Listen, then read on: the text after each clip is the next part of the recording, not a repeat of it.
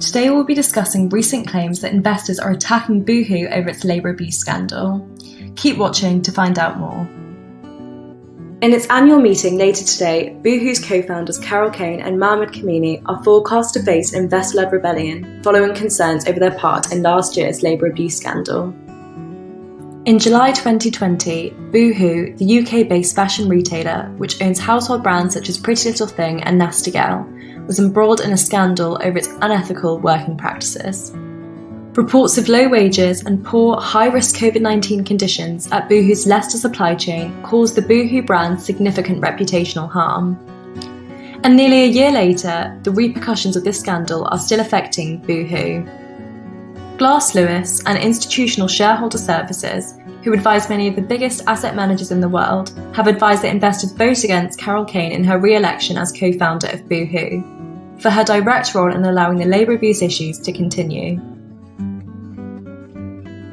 The advisors also cast doubt on Mahmud Kamani's role as co-founder and advised against executive pay and bonuses. So, what happened to Boohoo last year?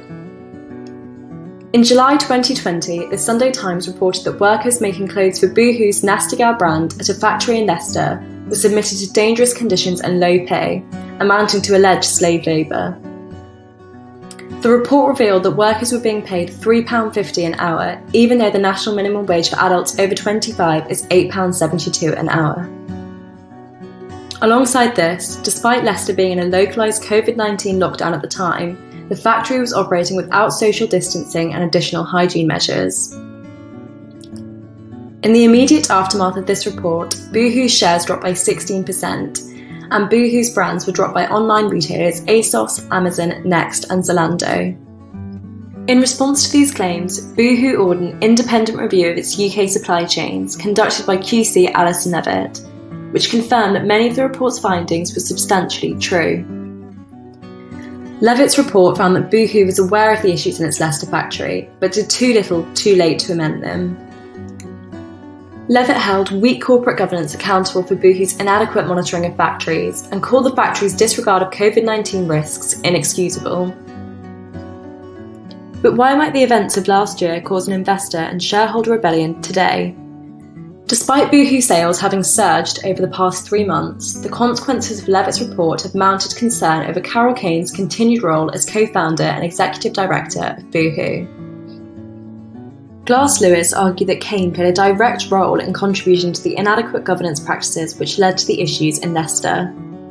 Similarly, Institutional Shareholder Services consider Kane ultimately accountable for the failures in governance, which caused significant reputational harm.